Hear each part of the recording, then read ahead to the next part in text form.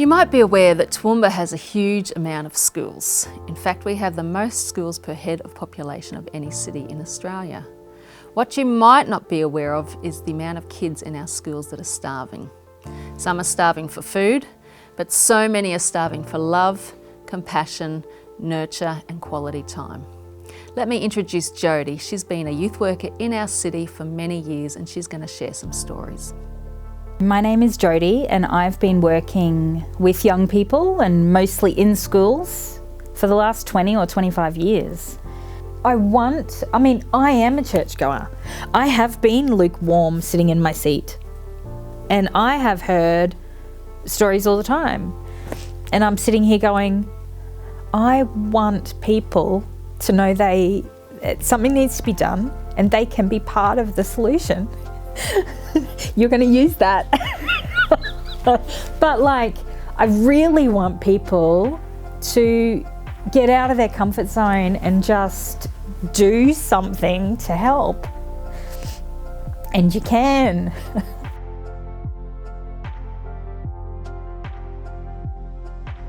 The other day I was in a food court and I was bringing coffees to my parents. They were sitting beside a woman, a young mother, who had 3 children who were all probably under the age of going to school. One was a toddler in a pram. And I don't know what those kids had done to stir their mother up, but she was yelling obscene things at them. She was lashing out and hitting the youngest child in the pram.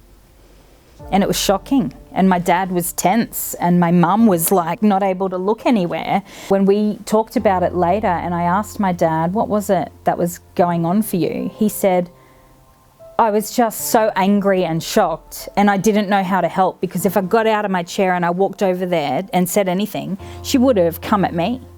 And so here's a 70-year-old man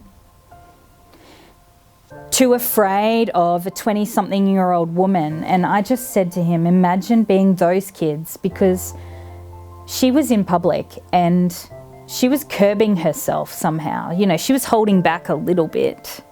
Imagine when there's no one watching. Imagine how violent home is. Imagine how traumatic that is when there's no witnesses to see how you're actually speaking to your children. And how you're physically and emotionally abusing them on top of all the verbal abuse.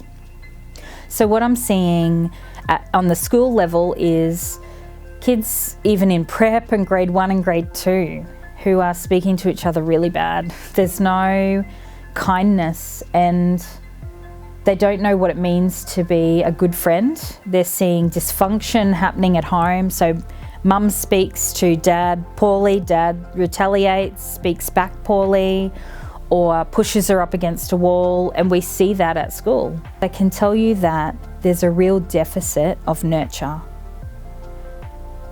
So people, when they hear me talk about this, often ask, what can we do? How can we help? And I think it starts with parenting. There's so much dysfunction in our city in terms of families and families not staying together and no unit around that. I think men need to be mentored as to how to be good dads. And women need to be nurtured themselves and shown how to be nurturing. And I think that's a really great place to start. But if you've got more time than that, it'd be great to see more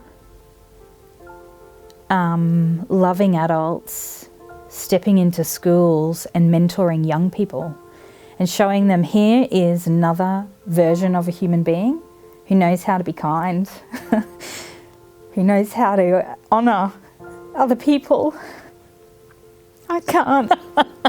I'm losing it. I'm not an expert and I don't have all the answers. Maybe the best place to start is to ask God, how can I be part of the solution? He might highlight for you your next door neighbours who are yelling at each other most nights in the week and they've got kids. Maybe you can start there. Maybe if you've got more time, you can give up one of your afternoons to consistently volunteer at schools. Maybe you can get the men at church together and work out how can we mentor men.